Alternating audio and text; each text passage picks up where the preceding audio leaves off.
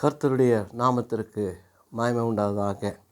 சில பிழைகள் ஏற்பட்டது. கரண்ட்டு ஆஃப் ஆகிவிட்டது. தொடர்ந்து இந்த பிரசங்கத்தை தொடர்ந்து பண்ணக்கூடியவனாக இருக்கிறேன், மன்னிக்கணும்.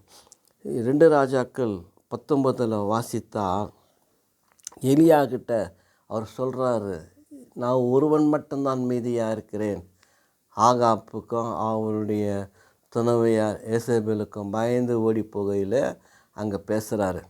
ஆனால் அந்த டைமில் ஆண்டவர் சொல்கிறாரு, பாகாலை வணங்கி முத்தமிடாத வாயிலுடைய 7000 பேரை நான் வைத்து வச்சிருக்கிறேன் அப்படின்னு சொல்லிட்டு எலிசாவை நீர் அபிஷேகம் பண்ணுன்றார். அப்போ எலிசா ஒரு தீர்க்கதரிசியாய் அபிஷேகம் பண்ணுவதற்கு என்ன காரணம்? அந்த 7000 பேர் அல்ல, எலிசாவைத்தான் தேவன் முழுமையாக நம்பினார். அவர் எனக்கு உண்மையாய் நேர்மையாய் என்னுடைய தீர்க்கதரிசன ஊழியத்தை நிறைவேற்றுவார்.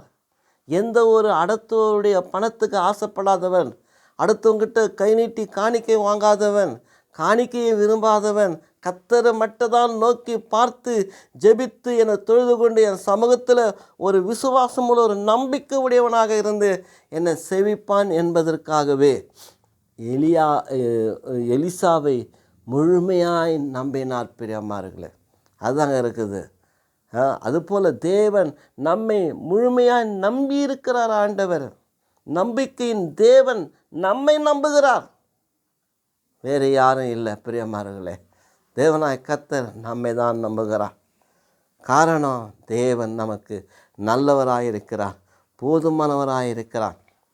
அதே போல் இந்த சவுல் என்பவன் இயேசு கிறிஸ்துக்கு விரோதமாக விசுவாசம் இல்லாதவனாக பழைய ஏற்பாட்டு நியாயப்பிரமாணத்தையும் விருத்த சேதத்தையும் முழுதமாக நம்பி விசுவாசித்து சப பக்தி வைராயத்தில் வாழ்ந்து கிறிஸ்து நாமத்துக்கு விரோதமாக சீஷருக்கு விரோதமாக மிகப்பெரிய ஒரு போராட்ட சதியை செய்து கொண்டு வந்திருந்தான். ஆனால் கர்த்தர் அவனை தான் நம்பினார். எப்படி? அவனுக்கு அந்த தரிசனத்தை கொடுக்கும் பொழுது அவர் அந்த பவுலை பார்த்து சொல்கிற, முள்ளில் உதைப்பது உனக்கு கடினமா? நீ யார்? நான் தான் நீ துன்பப்படுத்துகிற இயேசு என்று சொன்னார். உடனே நான், ஆண்டவரே உமக்கு அடிமை, நான் என்ன செய்யணும்னாரு. நீ போ, உனக்கு பின்னால் நான் பாடத்தை கற்றுக் கொடுக்குறேன்னு சொல்லி அனனியாவை அனுப்புகிறாரு. அவர், ஐயோ அவரா குடும்பக்காரன், எத்தனை பேர் கொலை பண்ணத்துக்கு அவன் சீட்டு வாங்கின்னு போனான், ஸ்தேவானை கொலை பண்ணுவதற்கு சம்மதித்தவன், நான் போலன்றார். இல்லை இல்லை இல்லை, புறஜாதிக்கு மத்தியில் சுவிசேஷம் சொல்ல அவங்களுக்கு அவன் என்ன பாடுபட வேண்டும் என்பதை நான் அவனுக்கு கற்பிப்பேன். நீ போய் ஜெபம் பண்ணுன்றார். ஜெபம் பண்ணினான். அவர் மனம் மாறினார். கண் பார்வையிலுகிற பாவ சிதறெல்லாம் விழுந்தது. ஞானஸ்நானத்தான் துரிதமாய் பிரசங்கம் பண்ணுகிறான். கர்த்தராகிய இயேசு கிறிஸ்து தேவனுடைய குமாரன். ஒரே சாட்சி முடிஞ்சு போச்சு. அவர் தாயா இயேசு கிறிஸ்து. நியாய பிரமாணமும் ஒன்றும் இல்லை, விருத்த சேதனமும் ஒன்றும் இல்லை. இயேசு கிறிஸ்துடைய சிலுவை பாடு மரணம் உயிர்த்ததில் விசுவாசிக்கிறவனுக்கு ரட்சிப்பு உண்டு பிரசங்கித்த ஒரே உண்மையான மனிதன் பவுலா இருந்தவன். பாலா மாறி ரோமாபுரியில் பவுலா மாறின ஒரு அப்போஸ்தலன் தான். பிரியமார்களே, எவ்வளோ ஒரு நல்ல கிரேட்டான ஒரு ஊழியத்தை அவன் ஆண்டவருக்கு உண்மையாக செய்தான்.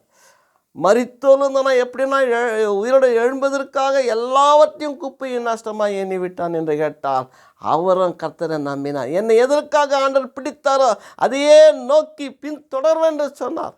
அவர் எதற்காக பிடித்தார்? அதை நம்பினான். கர்த்தரான நம்பினார். என்னை விட்டு விலகி போகாத ஒரு உண்மையான ஒரு சாட்சியுள்ள ஒரு மனிதன் பவுல். நம்பினார் பாரு. அதுபோல் உங்களையும் என்னைய நம்பினனை தொட்டு தான் இந்த 2026 நமக்கு ஒரு ஆண்டை கூட்டி கொடுத்தார். நாம் கர்த்தருக்காக வாழ வேண்டும், கர்த்தருக்காக வைராக்கியம் கொள்ள வேண்டும், அநேக அழிந்து போகிற மக்களுக்காக ஜெபிக்க வேண்டும், தேவ சமூகத்தில் எப்படியாலும் ஒரு பெரிய ரட்சிப்பை உருவாக்க வேண்டும், தேவ சமூகத்தில் தேவன் இறங்கி பலத்த கிரியையை நடப்பிக்க வேண்டும். அவர் தான் அற்புதம் செய்தார்னா நம்ம செய்யக்கூடாதா? அவர் சொல்லிட்டு இருப்பார், என்னை விட பெரிய காரியங்களை செய்வார் என்று சொன்னார். நாம் செய்யணும், நம்முடைய விசுவாசத்தை வளர்க்க வேண்டும். கர்த்தரை சார்ந்து இருக்கிற நம்முடைய வாழ்க்கையில் அவரும் சார்ந்து இருப்பார். நம்மை நம்பிட்டார் ஆண்டவர். இதுக்கு எந்த வார்த்தையும் இல்லை. நம்மன தேவனுக்கு நாம் நம்பிக்கை துரோகம் செய்யக்கூடாது. தன் சிலுவை எடுத்துக்கொண்டு அவரை பின்பற்றி அவர் சொன்னுவதை நாம் செய்ய வேண்டியது நம்ம கடமை. நான் எங்கேயோ அங்கே என் ஊழியக்காரன் இருப்பான் என்று சொன்னார். நான் எங்கே இருக்கிறேனோ அங்கே என்னுடைய பக்தன், என் விசுவாசிகள் இருப்பாங்க, என்னை பின்பற்றக்கூடிய சிநேகிதர் இருப்பாங்கன்னாங்க. நாம தான் இருக்கணும் பிரியமானங்களே. பாவம் அந்த யோசேப்பு சின்ன வயசில் தரிசனத்தை கொடுத்துட்டாரு. எவ்வளோ காலம் அண்ணன் தம்பிங்கிட்ட எகிப்தில் அடிமைத்தனத்தில் எவ்வளோ உபத்திரப்பட்டான், சகிச்சான். ஆனால் ஒரு புலம்பலம் இல்லை, ஒரு இது இல்லை. நம்ம கொஞ்சத்தில் சோர்ந்து போய் ஆண்டவரை இவ்வளோ பாடுபட்டுனுக்குறான், கண்ணுக்குதான் காதுக்குதான் மூக்குக்குதான் புலம்பி வரும். நாடு சில டைமில் மனசு கஷ்டமாகி போகுது, ரொம்ப வேதனைப்பட்டு துக்கப்பட வேண்டியதாக இருக்குது. ஏன்னா நம்ம பலவீனம். ஆனால் கர்த்தர் பார், அந்த ஒரு மனிதனுக்கு கொடுத்த அந்த சோதனையில் எல்லாத்தையும் ஜெயித்து பொறுமையை கடைபிடிக்கிறான், உயர்த்துறார் ஆண்டவர். அதுதான் யோசேப்புடைய விசுவாசம். ஆண்டவர் அவரை நம்பிட்டார். 12 பிள்ளைகளை நம்பலை, அந்த ஒரு யோசேப்பை தான் நம்பினார். ஒரே மனிதன். அதுதான் நீங்களும் நானும் கூட.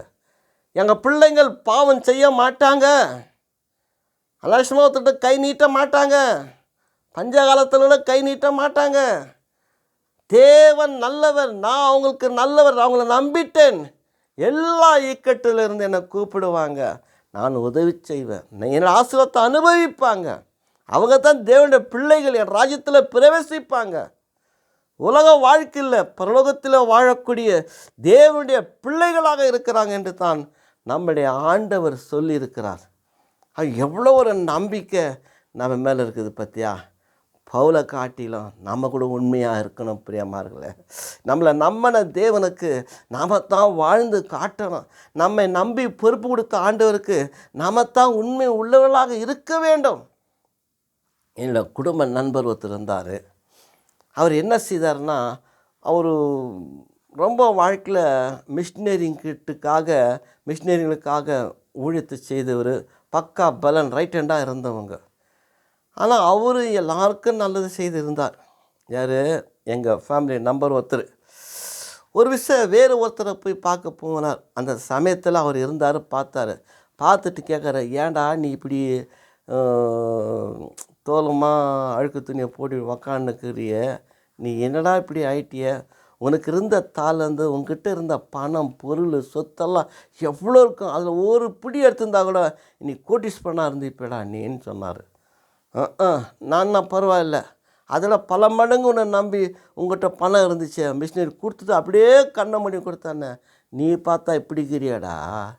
ஐயா, தின்னவும் தெரியல, நக்கவும் தெரியல, அதான் தேன் எடுத்தவன் நக்கணுன்றான் நம்பாரு. அதுவும் இதில் இந்த நிலையில் இருக்கிற உன்னை பார்த்தா என் உள்ளெல்லாம் எரியுதுடான்னா. நீயே இப்படி நான் எப்படி நானும் அப்படி தான். அப்போ என்னடா பண்ண அந்த பணமெல்லாம்? என்னை நம்பின மிஷினரிக்கு உண்மையாக இருந்தேன்னா அதே தான் நான் கூட உண்மையாக இருந்த தொட்டு தான் வீதியில் ஒரு பிச்சைக்காரன் போல் உக்காந்துக்கிறேன். நானும் அதே தான். என்னை நம்பினங்களுக்கு நான் துரோகம் பண்ணாத ஒரு ஊழியக்காரன் நான் இருந்தேன்னாரு. இது சித்தூரில் நடந்த கதை. அவர் சொல்லி என்கிட்ட அழுதார். அந்த கதையை சொல்லி குடும்பமே கண்ணீர் விட்டாங்க. சரி, இது கிட்டோம். கர்த்தர் நம்ம நம்பிட்டாருன்னா நம்மக்கிட்ட கொடுத்த பொறுப்பை வியாபாரமாக்கக்கூடாது, நமக்கு கொடுத்த பொறுப்பை வீணடிக்கக்கூடாது, உபயோகப்படுத்தணும், ஒரு உபயோகப்படுத்தக்கூடியவர்களாக மாறணும். ஆண்டவர் சொன்னார் பாரு, நீ உப்புடான்னாரு. நீ ஒரு உப்புனா என்ன? எல்லாருக்கும் சாரம் கொடுத்து தன்னை அழித்து வாழ வைக்கக்கூடியவங்க தான் நம்ம. ஒலின்னாரு, அந்த மெழுகுவர்த்தி உருகி அழிகிறது போல் நம்மை அழித்து வெறுமையாக்கி மற்ற சுடர் விட வேண்டியது தான். யோவான் ஸ்நானம் தான் எரிந்து பிரகாசிக்கிற ஒரு ஒலி.